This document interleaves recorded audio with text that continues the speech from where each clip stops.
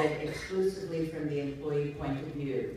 That's why it's important to look at a budget overall. And that's why we're able on the county budget to fix the structural budget, to make sure that all of our pensions and our retirement benefits were in place, so that some of the employees get to stay on. But remember, in the city, they did lay off people, they did furlough people, so many times while you're trying to protect employee benefits, there are some people that are being cut. And so consequently, those are the people that are providing essential services for many of us. Thank you.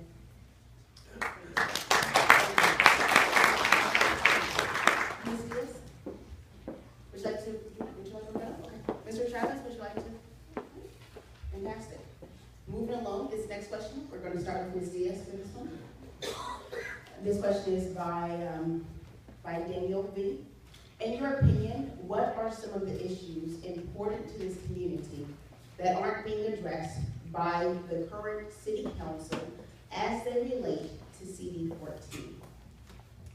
There's a laundry list. I'm sure each one of you have an item to add to it. Street repair is one of them, and it seems like the only time street repair is getting done is around election time.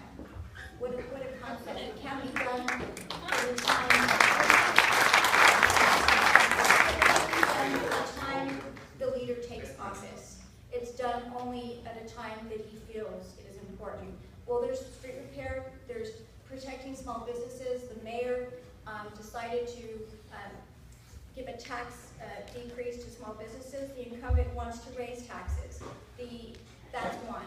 Also, lack of parks, lack of green space. We have major alcohol problems in our community where the incumbent continuously supports more alcohol licenses. I'm not against alcohol, but I believe everything is done in moderation. Where I live, there are only 6 licenses that are allowed, I believe.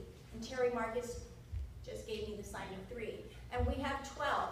And the incumbent decided to grant a hard liquor license, or support one rather.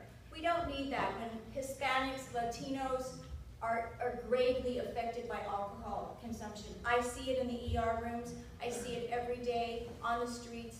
Those that are victims of alcohol abuse. It's not their fault when there are no jobs and they have nowhere to go to work. So what do? They turn to the bottle and they end up in the ER room, and that's not what I want. I'm greatly concerned about the health of the community, and that pertains to housing, small business protection, big business involvement that includes participation of all of you.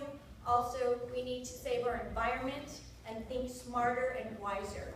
And we need to protect our families and think of all age groups, not just one particular age group, because we all can work together to provide a better development in this community.